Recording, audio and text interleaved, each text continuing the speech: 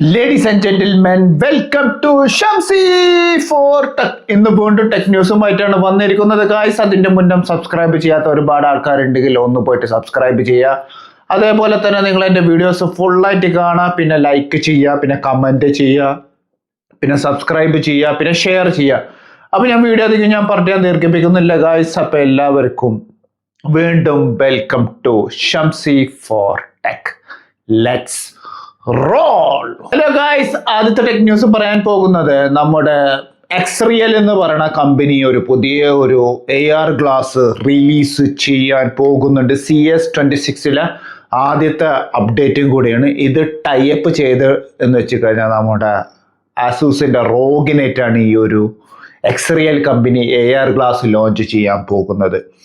ഇതിന്റെ ഏറ്റവും വലിയൊരു പ്രത്യേകത എന്ന് പറയുന്നത് ഇതൊരു മൈക്രോ LED ഡിസ്പ്ലേ വെച്ചിട്ടാണ് ഇത് ഇറങ്ങാൻ പോകുന്നത് ഈ ഗ്ലാസ്.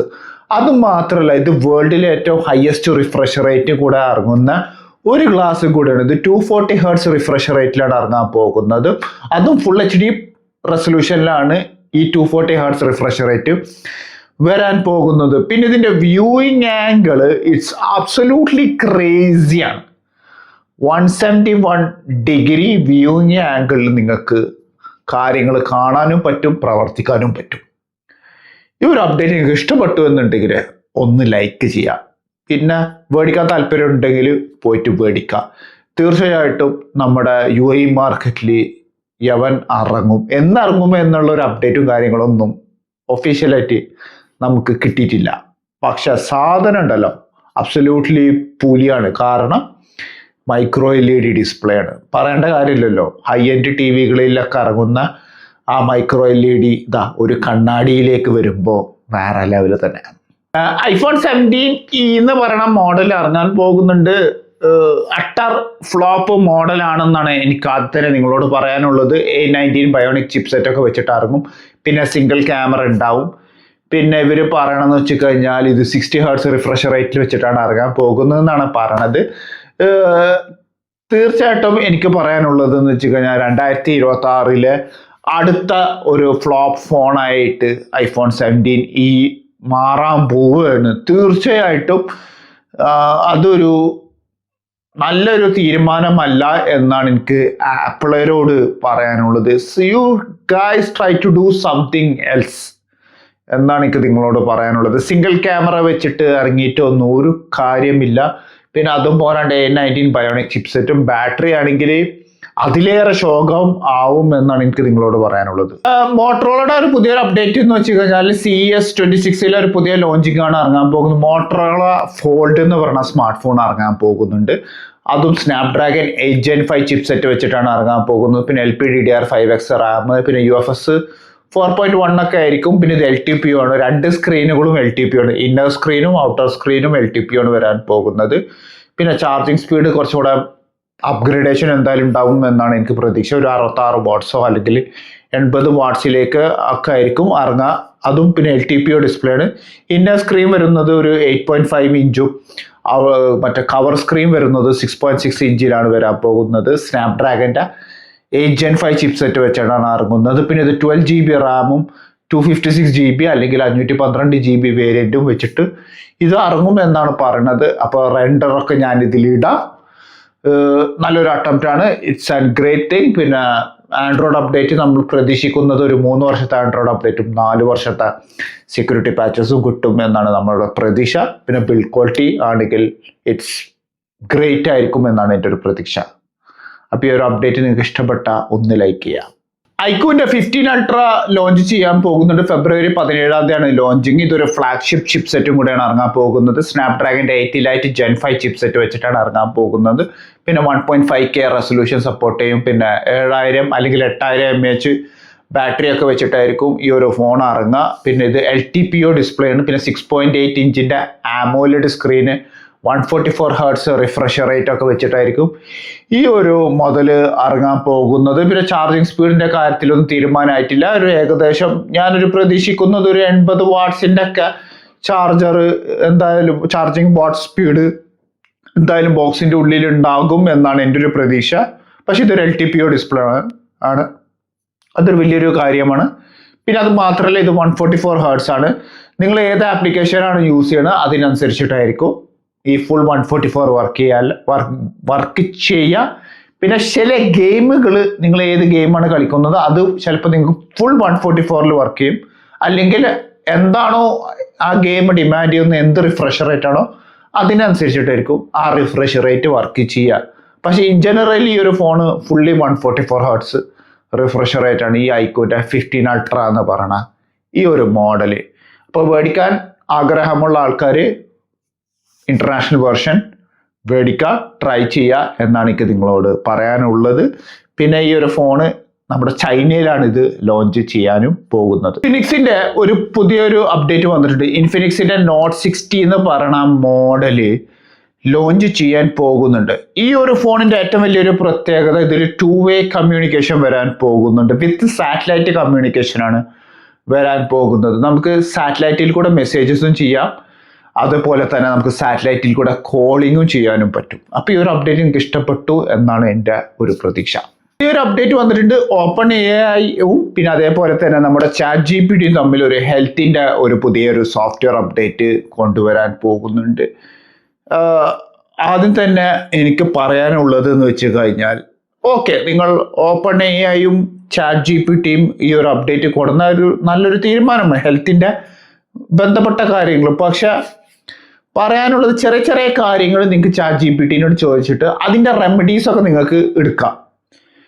പക്ഷെ വലിയ വലിയ പ്രോബ്ലം, ക്യാൻസർ പോലത്തെ മാരകമായിട്ടുള്ള പ്രോബ്ലം ഒരിക്കലും ChatGPT-നായിട്ട് നിങ്ങൾ റിലൈ ചെയ്യാണ്ട് ഡയറക്റ്റ്ലി പേഴ്സണലായിട്ട് ഒരു ഡോക്ടറോ അല്ലെങ്കിൽ 2-3 ഡോക്ടറിൻ്റെ അടുത്ത് കൺസൾട്ട് ചെയ്തതിന് ശേഷം മാത്രമേ കൺസൾട്ടേഷൻ ചെയ്യാൻ പാടുള്ളൂ.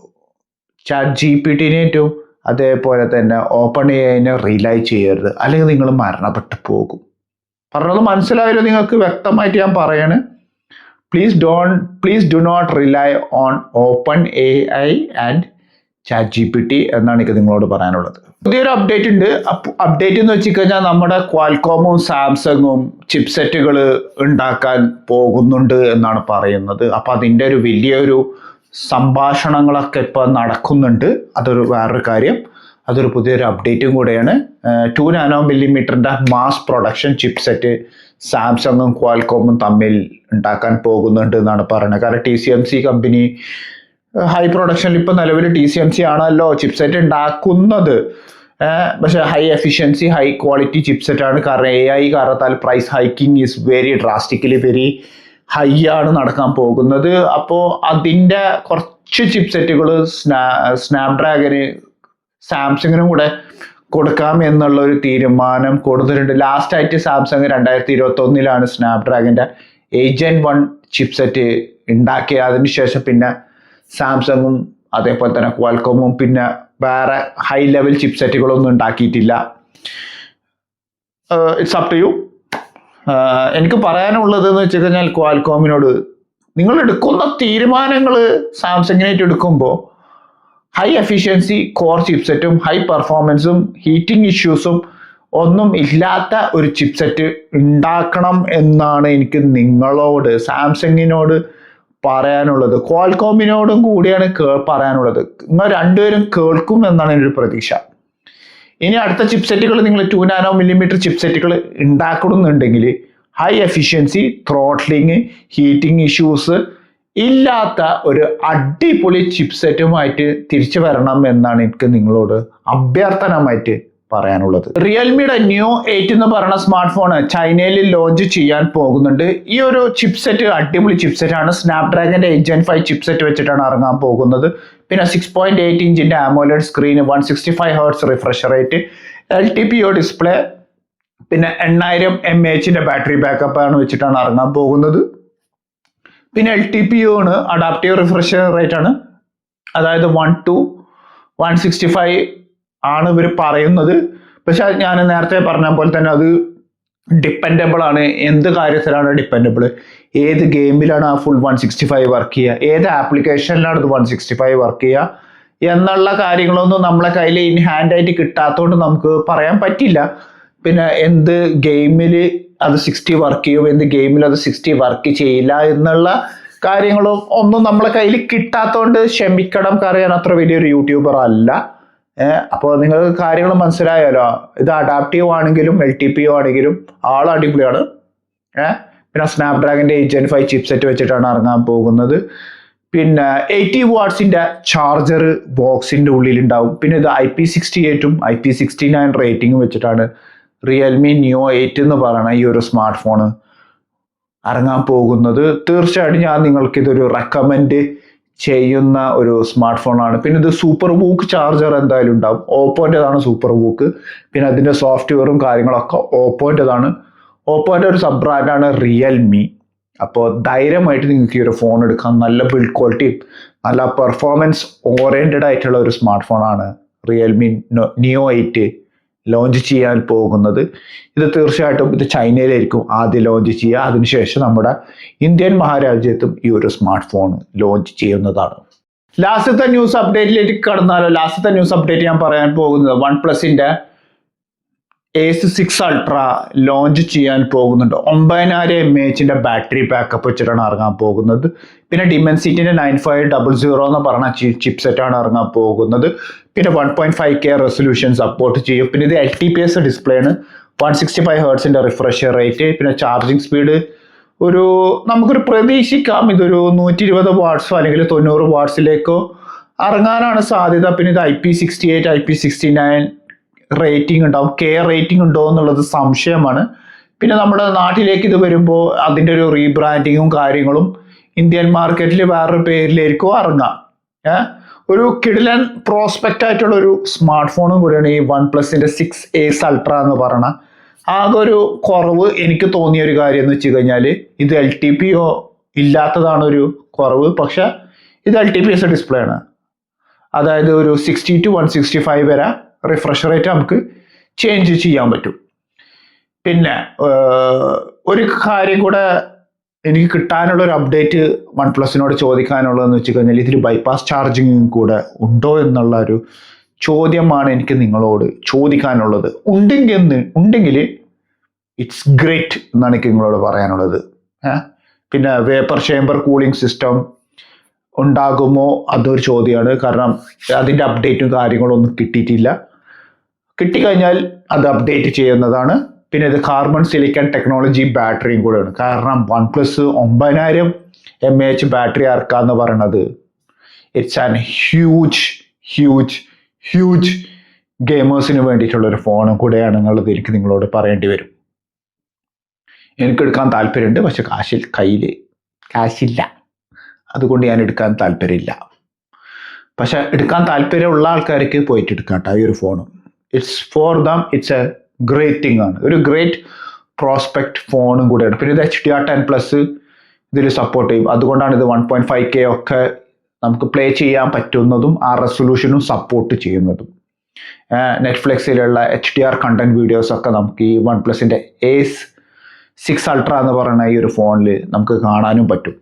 അപ്പോൾ ഞാൻ വീഡിയോ വൈൻഡപ്പ് ചെയ്യണം. അപ്പോൾ എല്ലാവർക്കും വീഡിയോ ഇഷ്ടപ്പെട്ടിട്ടുണ്ടെങ്കിൽ എല്ലാവരും എൻ്റെ വീഡിയോസിന് വേണ്ടി നിങ്ങൾ ലൈക്കും പിന്നെ അടിയിൽ പോയിട്ട് ഒന്ന് കമൻറ്റും പിന്നെ സബ്സ്ക്രൈബ് ഷെയർ ചെയ്യുക. അതുവരെക്കും എല്ലാവർക്കും എൻ്റെ ഹൃദയം നിറഞ്ഞ വലിയൊരു ഗുഡ് ബൈ.